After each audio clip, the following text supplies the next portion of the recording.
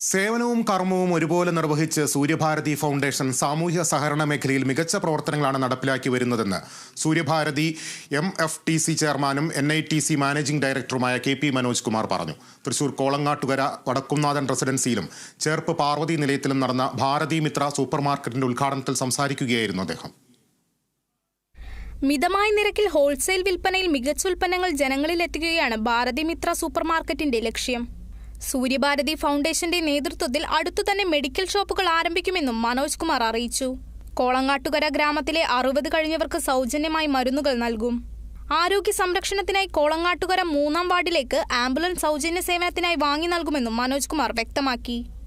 NITC, MFTC, സ്വർണ്ണമുഖി തുടങ്ങി 20ഓളം മേഖലകളിൽ സമ്പൂർണ്ണ സ്പന്ദനം ഇപ്പോൾ സൂര്യഭാരതി ഫൗണ്ടേഷനുണ്ട്. 10,000 പേർക്ക് തൊഴിൽ എന്നതാണ് തങ്ങളുടെ ലക്ഷ്യം.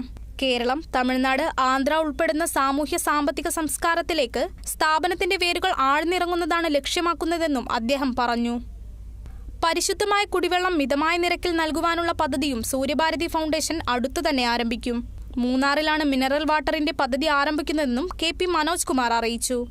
ഭാരതി മിത്ര സൂപ്പർ മാർക്കറ്റിന്റെ ആദ്യ വിൽപ്പന കോളങ്ങാട്ടുകര സെന്റ് മേരീസ് പള്ളി, Maria Bhavan old age home, Appakulangara ക്ഷേത്രം, ശ്രീ മഹാമൂർത്തി ക്ഷേത്രം എന്നിവിടങ്ങളിലേക്ക് സൗജന്യമായി അരി നൽകി KP മനോജ് കുമാർ നിർവഹിച്ചു. ചടങ്ങിൽ അവണൂർ ഗ്രാമപഞ്ചായത്ത് അംഗങ്ങളായ Neema Rajeev, Jisha Subeesh, Babu Nilankavil, Jacob, Sasikumar, Venu Pandian, Dileep, MFTC president K Sadanandan, NITC president Vidyasagar, NITC general manager Madhu, MFTC general manager Santhosh Kumar, Sundaran Thachappilly, MFTC director Mithran Mukundan, Suryabharathi foundation director Vijin master തുടങ്ങിയവർ സംസാരിച്ചു.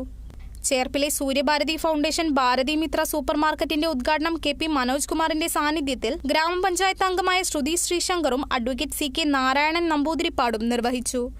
Kerala vision news, Thrissur.